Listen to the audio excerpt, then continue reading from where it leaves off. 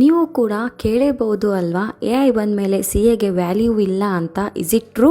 ನಾನು ನಿಜವಾಗ್ಲೂ ಇದಕ್ಕೆ ಕ್ಲಾರಿಟಿ ಕೊಟ್ಟೇ ಕೊಡ್ತೀನಿ. Everyone, good morning. ನೀವು ಕೂಡ ಕೇಳಿರ್ಬೋದು ಅಲ್ವಾ, ಎ ಐ ಬಂದ ಮೇಲೆ ಎಜುಕೇಷನ್ನಲ್ಲಿ ಎಲ್ಲ ಲೋ ಆಗ್ತಾ ಇದೆ ಅಂತ.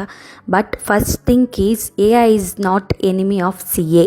ಎ ಐ ಏನು ಮಾಡುತ್ತೆ ಗೊತ್ತಾ? Data entry, invoice checking, basic calculation, audit, data scan, ಇವೆಲ್ಲ ರಿಪಿಟೇಟಿವ್ ವರ್ಕ್ಸ್ ಅಷ್ಟೇ.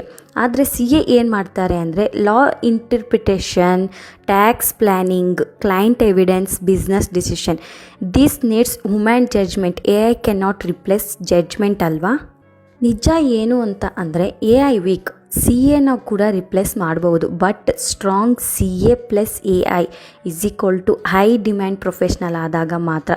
ಫ್ಯೂಚರ್ ಸಿ ಎ ಅಂತ ಅಂದರೆ ನಾವೆಲ್ಲ ಏನು ಕಲ್ತಿರಬೇಕು ಅಂತ ಅಂದರೆ, conceptual clarity, practical knowledge, Excel plus basic tech ಸ್ಕಿಲ್ಸ್ನ ಕೂಡ ನಾವು ಕಲ್ತಿರಬೇಕು. ಫಿಯರ್ ಇಟ್ಕೊಂಡು ಕೋರ್ಸ್ ಮಾಡೋದ್ರಿಂದ ನಮಗೇನು ಯೂಸ್ ಇಲ್ಲ. ಸ್ಕಿಲ್ಸ್ನ ಬಿಲ್ಟ್ ಮಾಡಿದ್ರೆ ನಿಜವಾಗ್ಲೂ ರೈಟ್ ಪಾತಲ್ಲಿ ನಾವು ಎ ಐ ಜೊತೆಗೆ ಸಿ ಎನ ಹೈ ಡಿಮ್ಯಾಂಡ್ ಪ್ರೊಫೆಷ್ನಲಿ ವರ್ಕ್ ಮಾಡ್ಬೋದು. ನಾನು ಯಾಕೆ ಇವತ್ತು ಈ ಟಾಪಿಕ್ ಬಗ್ಗೆ ಮಾತಾಡ್ತಾ ಇದ್ದೀನಿ ಅಂತ ಅಂದರೆ, ನಮ್ಮ ಪಪ್ಪ ಇವತ್ತು ನನಗೆ ಒಂದು ಕ್ವಶನ್ ಕೇಳಿದ್ರು, ಮುಂದೆ ನಿನಗೆ ಫ್ಯೂಚರಲ್ಲಿ ಸಿ ಎ ಆದರೆ ನಿನಗೆ ವ್ಯಾಲ್ಯೂ ಇದೆಯಾ ಅಂತ. ಸೊ ನಾನು ಅವಾಗ ಯೋಚನೆ ಮಾಡಿದೆ, ಎ ಐ ಏನು ಮಾಡುತ್ತೆ? ಡಾಟಾ ಎಂಟ್ರಿ ಮಾಡ್ಬೋದು. ಬಟ್ ಡಾಟಾ ಎಂಟ್ರಿನ ಮಾಡಲಿಕ್ಕೆ ಯಾರ ತಲೆನ ಯೂಸ್ ಮಾಡಬೇಕು? ಸಿ ಎ ಅಂದರೆ ಹ್ಯೂಮನ್. ಸೊ ಒಬ್ಬ ಮನುಷ್ಯನಿಂದನೇ ಅಲ್ವಾ ಸಾಧ್ಯ.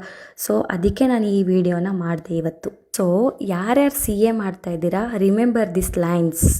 AI not replace CA, but CA who uses AI will replace others. So don't panic, prepare smart, use technology and become a future CS. ಈ video ನಿಮಗೆಲ್ಲ ಯೂಸ್ಫುಲ್ ಅನಿಸಿದರೆ like and share and follow ಮಾಡ್ಕೊಳ್ಳಿ. ನಾನಿನ್ನು next ವಿಡಿಯೋದಲ್ಲಿ ಸಿಗ್ತೀನಿ. ಬಾಯ್ ಬಾಯ್.